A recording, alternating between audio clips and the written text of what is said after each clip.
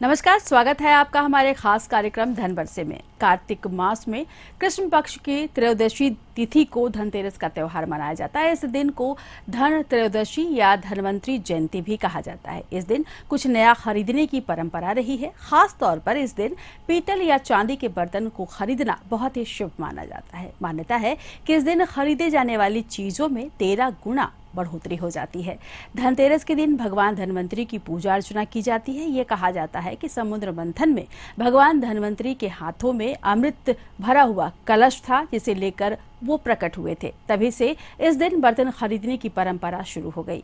धनतेरस के शुभ अवसर पर धनवंतरी के साथ भगवान गणेश, माता लक्ष्मी और कुबेर जी की भी आराधना की जाती है। इस बार धनतेरस 13 नवंबर यानी शुक्रवार के दिन मनाया जाएगा।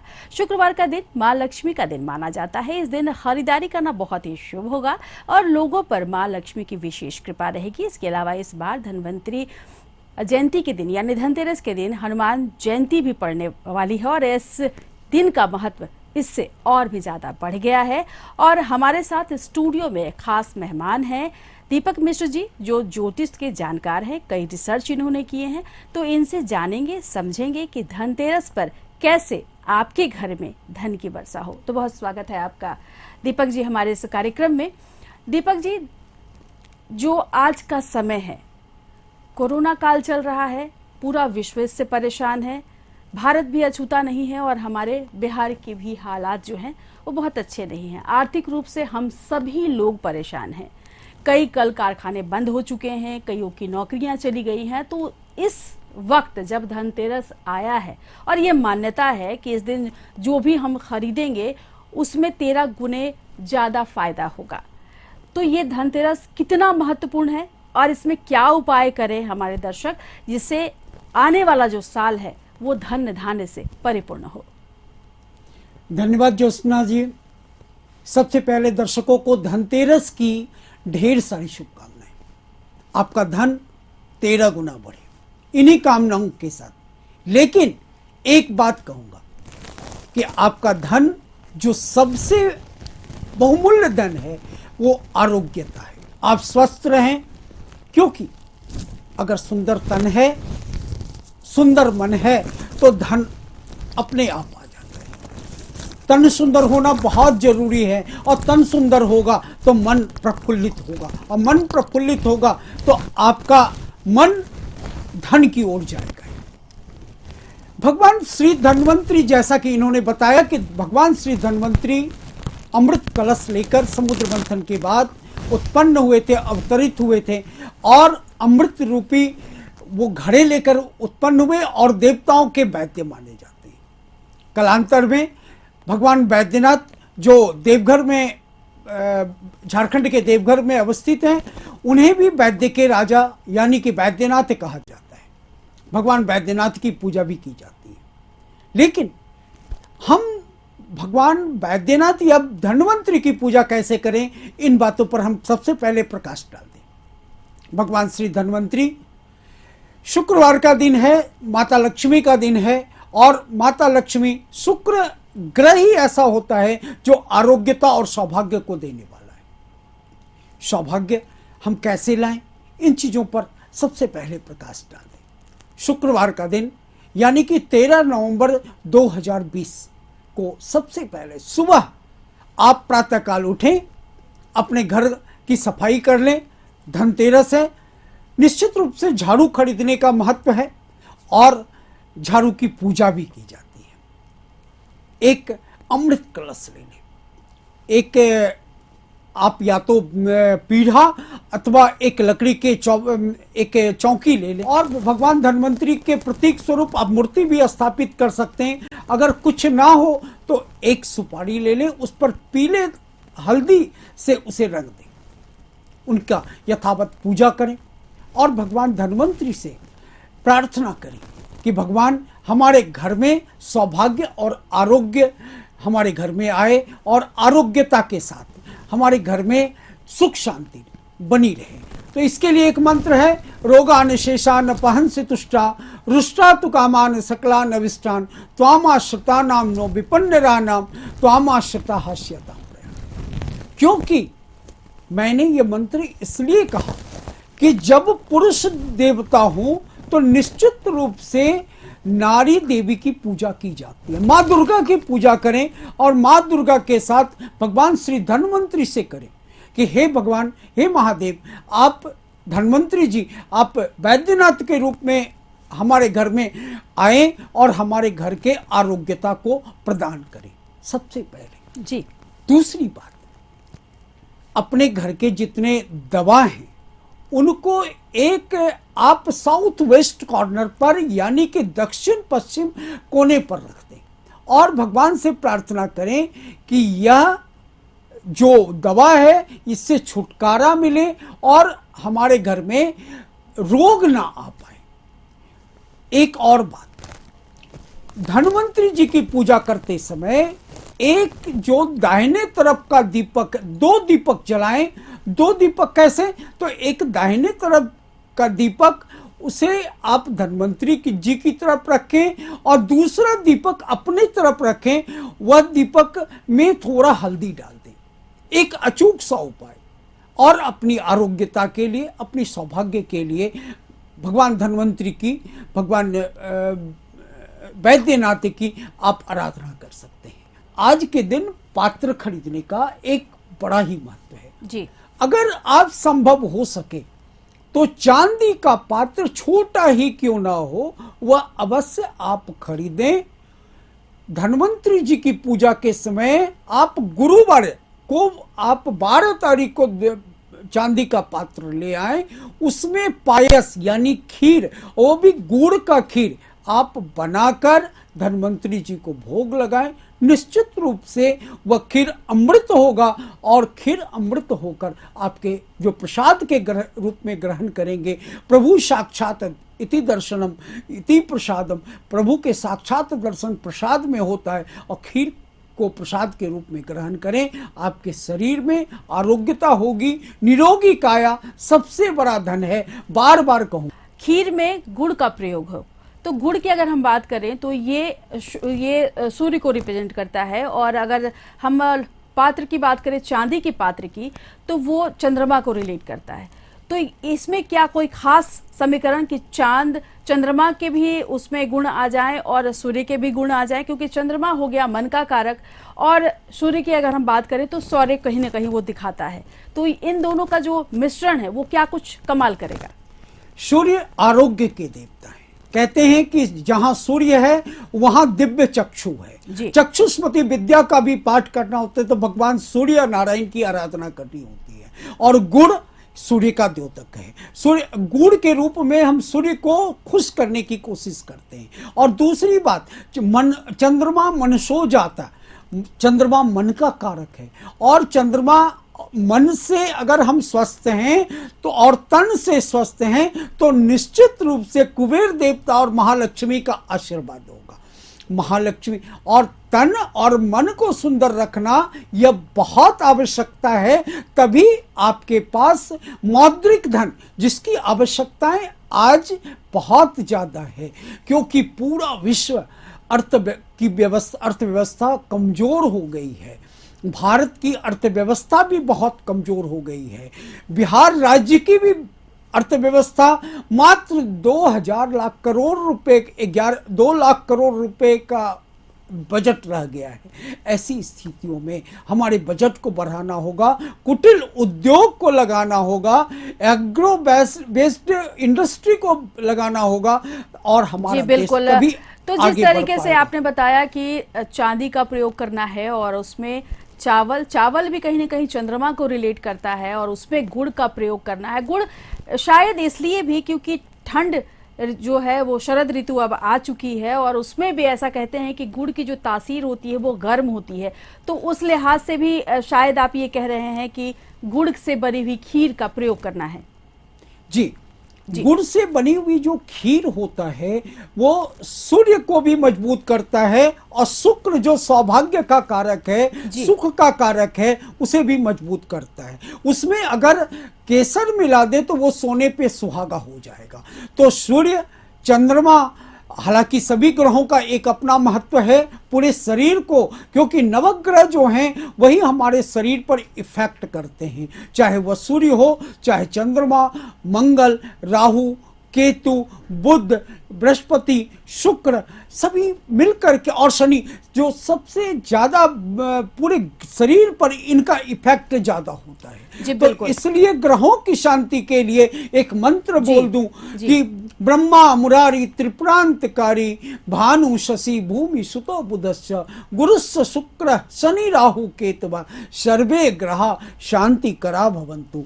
और इस मंत्र को अवश्य धन्वंतरी जी की पूजा के समय करें। निरोगी काया को लेकर के हम क्या कुछ कर सकते हैं? जो आपने उपाय बताए हैं वो उपाय करने से तन तो निरोगी हो गया। अब बात करेंगे धन की। तो धन्वंतरी दिवस हमने मना लिया, साथ में हमें मनाना है धनतेरस भी। तो धनतेरस के लिए शुभ मुहूर्त क्या होगा और क्या कुछ खरीदा जाए? बहुत अच्छा प्रश्न है। धनतेरस में सबसे कोई भी पात्र आप खरीदें, सोने के सिक्के, चांदी के सिक्के खरीदने का प्रावधान है। इसके अलावा आप बहुमूल्य वस्तुएं, जमीन की रजिस्ट्री करा सकते हैं, घर खरीद सकते हैं। और एक चीज मैं बताना चाहूंगा, लोहे की वस्तु खरीदने से या टेक्निकल चीजें खरीदने से परहेज करना चाहिए, क्योंकि लोहे का प्रयोग इस दिन नहीं किया जाता। एक बात। और दूसरी बात है कि जो भी पात्र खरीदें, अगर उसमें जल रखने का कुछ हो तो वो ज्यादा महत्वपूर्ण है, क्योंकि जल यानी मन को मैं ठीक करना चाहता हूं, और मन को ठीक करने के लिए हमें भैरव की पूजा अवश्य करनी चाहिए, क्योंकि भैरव रुद्र के 5वें अवतार हैं, और रुद्र के 5वें अवतार वो क्रोधित हैं, और उनके क्रोध को शांत करने के लिए हमें काल भैरव की पूजा या आनंद भैरव की पूजा और तन भैरव की पूजा करनी चाहिए, मन भैरव की पूजा करनी। मन अगर भैरव होगा तो निश्चित रूप से मन प्रसन्न होगा, और मन प्रसन्न होगा तो हमारे घर में धन की कोई कमी नहीं होगी। और धन के जो प्रधान सचिव हैं यानी प्रिंसिपल सेक्रेटरी श्री कुबेर जी की पूजा कैसे करें, इसके बारे में मैं थोड़ा बता दूं। सबसे पहले आप कुबेर यंत्र ले आएं या श्री यंत्र ले आएं, या कुबेर यंत्र को अपने घर में स्थापित कर दें। कुबेर यंत्र को लाल वस्त्र पर या पीले वस्त्र पर रखें, उनको लाल रोड़ी अवश्य चढ़ाना चाहिए। साथ में कुबेर यंत्र पर आप अक्षत चढ़ा सकते हैं, लेकिन महालक्ष्मी पर अक्षत नहीं चढ़ाया जाता। एक बात, कुबेर यंत्र की पूजा करने से पहले आप गणेश जी की पूजा अवश्य कर लें। 13 तारीख को 12 बजे से लेकर के 1:30 बजे के बीच, 1:30 बजे के बीच में आप सुबह खरीदारी कर लें, और खरीदारी करके वह सामग्री अब पूजा के स्थान पर रख दें। और जैसे ही 5 बजे संध्या प्रदोष का काल होगा, उस समय सारी पूजा की सामग्री को व्यवस्थित कर दें, और चांदी के जो बर्तन खरीदें या पीतल के या तांबे के, उसे पूजा के स्थान पर रखकर आप पहले पूजन करें। फिर वही मंत्र, विघ्नेश्वराय वरदाय सुरप्रियाय लंबोदराय सकलाय जगद्विताय नागाननाय सुत यज्ञ विभूषिताय गौरी सुताय गणनाथ नमो नमस्ते। सबसे पहले गणपति की आराधना अवश्य करनी चाहिए, और गणपति के आराधना के पश्चात पुनः फिर एक बार धन्वंतरी जी को या बाबा बैद्यनाथ को आप स्मरण कर लें। और कुबेर जी की पूजा के पहले महालक्ष्मी की पूजा करना ना भूलें, क्योंकि महालक्ष्मी जब हैं तो कुबेर जी वहां पर रहेंगे, क्योंकि उनके प्रधान सचिव यानी कि प्रिंसिपल सेक्रेटरी कुबेर जी ही हैं। तो महालक्ष्मी के लिए एक मंत्र, महालक्ष्मी नमस्तुभ्यम नमस्तुभ्यम सुरेश्वरी हरिप्रिये नमस्तुभ्यम नमस्तुभ्यम दयानिधे। और जहां पर महालक्ष्मी होती हैं वो भगवान श्री विष्णु के बिना नहीं रह सकते, और वहां विष्णु की चरण हमेशा महालक्ष्मी वह चरण दबाती रहती हैं और उनके चरणों में रहती हैं। इसलिए श्री महालक्ष्मी के लिए ही प्रयुक्त होता है। श्री महालक्ष्मी ही कहा जाता है और श्री विष्णु ही कहा जाता है। श्री का जो प्रयुक्त होता है वह विष्णु और लक्ष्मी के लिए होता है। तो भगवान श्री विष्णु श्री लक्ष्मी के निमित्त श्री सूक्त और श्री पुरुष सूक्त का पाठ करें और संभव हो सके 2 ऋचा श्री सूक्त 2 ऋचा पुरुष सूक्त करते हुए 32 ऋचाओं का पाठ करें और फिर आप श्री कुबेर जी को स्थापित जो किए हैं उनको आवाहन करें, आवाहन करके और उनकी पूजन करें, आरती करें, प्रसाद चढ़ाएं और कुबेर जी को उसी जगह पर रख दें दीपावली तक। और दीपावली के पश्चात आप उसके दीपावली के दूसरे दिन कुबेर यंत्र को अपनी तिजोरी पर रखें। तिजोरी में रखेंगे तो देखेंगे पूरे साल आपका धन बढ़ते रहेंगे, आपके पास तन भी अच्छा होगा, मन भी अच्छा होगा और धन भी प्रचुर मात्रा में होगा। और हमारी कामना है कि आपका धन 13 गुना हो और आपका जो मौद्रिक धन हो वह 130 गुना के लिए हम भगवान से प्रार्थना करते हैं। बिहार, झारखंड, उत्तर प्रदेश जो लोग देख रहे हैं इस प्रोग्राम को, हम कहेंगे सबों का धन 130 गुना हो जाए, हमारा भारतवर्ष समृद्ध हो जाए, हमारा पूरा विश्व पूरी धरा मौद्रिक धन से और तन के धन से और मन के धन से वह बहुत बढ़े, प्रचुर मात्रा में बढ़े। हम यही भगवान से प्रार्थना करते हैं और भगवान वैद्यनाथ को कहते हैं कि आप पूर्व में रहकर जैसे पार्वती और दुर्गा के साथ रहते हैं, पूर्वोत्तरे प्रज्वलिका निधाने सदा बसंतम, उसी प्रकार पूरे धरती को बसंत कर दीजिए। जो कोरोना की संकट से हमारी अर्थव्यवस्था कमजोर हुई है, पूरे विश्व की अर्थव्यवस्था कमजोर हुई है, वह बिल्कुल सामान्य हो जाए और सामान्य से अधिक 2021 में हम सामान्य से ऊपर जाएं, हमारा तन जी बिल्कुल आरोग्य हो। तो भगवान से मन, जो आपने कामना की है, मुझे पूरी उम्मीद है कि वो हमारे दर्शकों तक जरूर पहुंचेगी और भगवान की विशेष कृपा उन पर बिल्कुल बरसेगी। तो यहाँ हम रुकेंगे एक छोटे से ब्रेक के लिए, फौरन लौट रहे हैं, कहीं मत जाइए, हमारे साथ बने रहिए।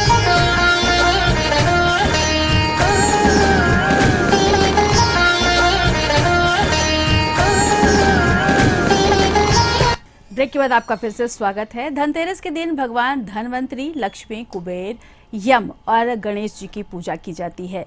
दीपदान धनतेरस के लिए यमराज के निमित्त जिस घर में दीपदान किया जाता है वहां अकाल मृत्यु नहीं होती है, ऐसा कहा जाता है। धनतेरस की शाम को मुख्य द्वार पर 13 और घर के अंदर भी 13 दीप जलाते हैं, लेकिन यम के नाम पर दीपक परिवार के सभी सदस्यों के घर आने और खाने पीने के बाद रात के वक्त जलाया जाता है। इस दीप को जलाने के लिए पुराने दीपक का प्रयोग किया जाता है, जिसमें सरसों का तेल डाला जाता है। ये दीपक घर के बाहर दक्षिण की ओर मुख कर नाली या कूड़े के ढेर के पास रख दिया जाता है।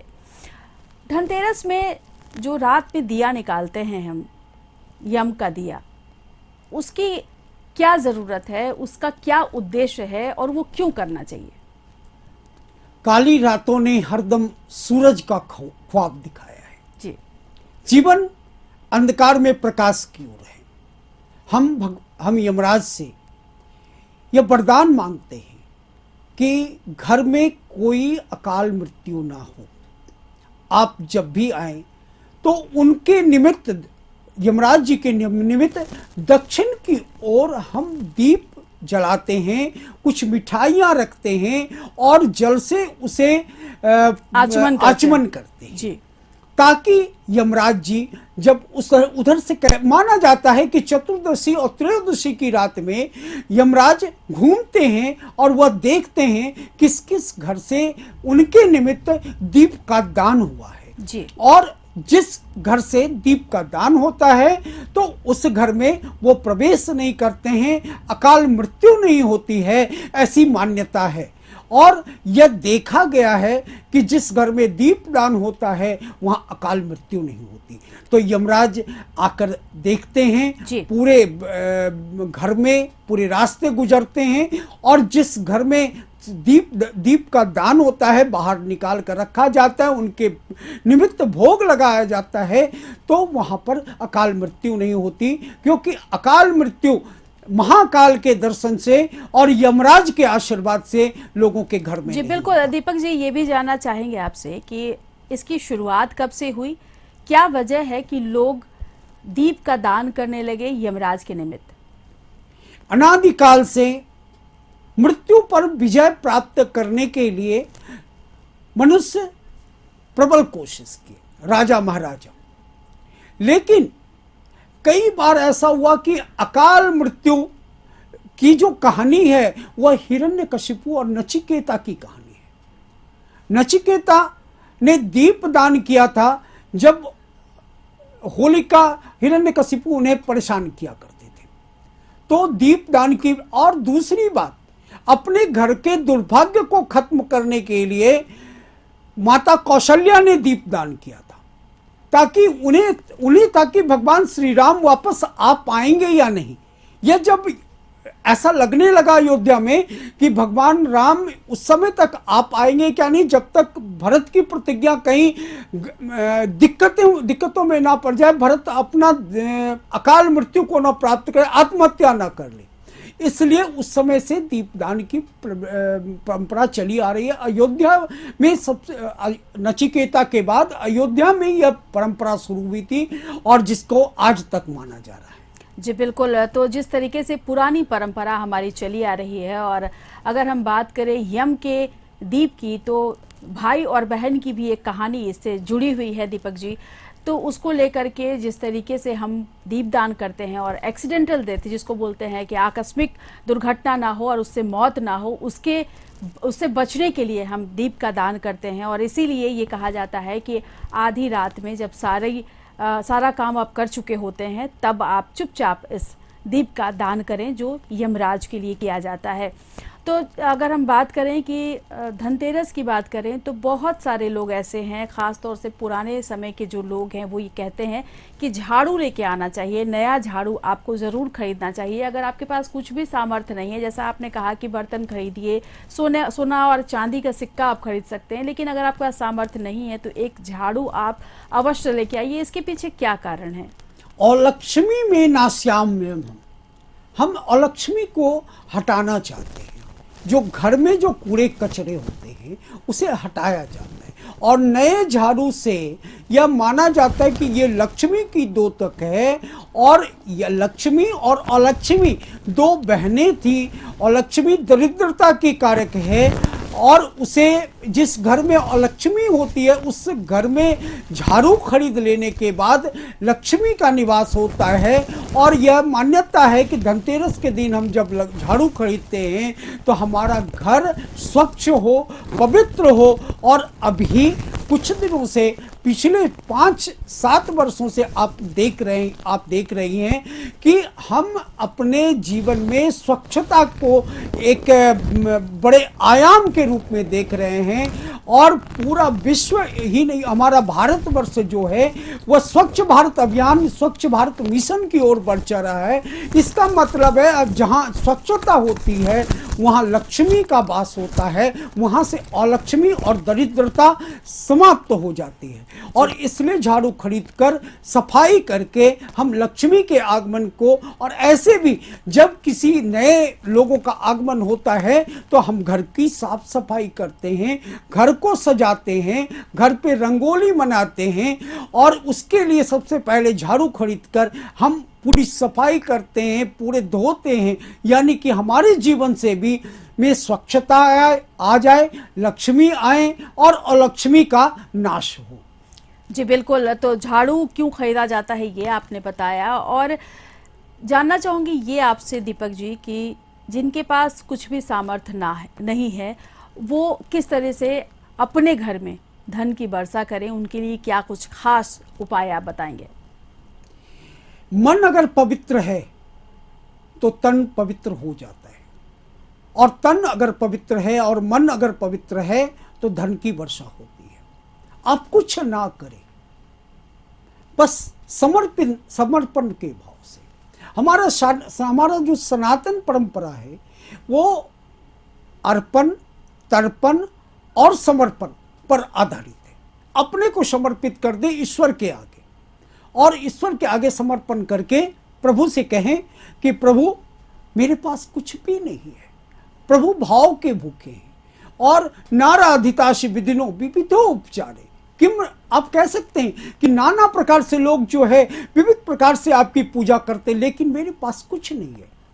महादेव के पास बस इतना ही जाकर कहना है कि न जानामि योगम जपम नैव पूजा न तो हम सदा सर्वदा शंभुतुभ्यम। तो अपने आप को, यानी कि मैं ब्रह्म हूं, और ब्रह्म को आप प्रभु के आगे समर्पण कर दें। अगर समर्पित कर देते हैं अपने मन, तन और धन से, तो प्रभु सब कुछ जानते हैं, समझते हैं, और प्रभु जब उनका आशीर्वाद जब मिलता है तो किसी चीज की कमी नहीं होती है। सबसे पहले जरूरत है समर्पण की। जब समर्पित होंगे तो खुद ब खुद अर्पण होगा, अर्पण होगा तो पितरों के निमित्त भी तर्पण हो जाएगा, और इस तीनों को मिलाकर हमारा व्यक्तित्व का निर्माण होगा, हमारे चरित्र का निर्माण होगा।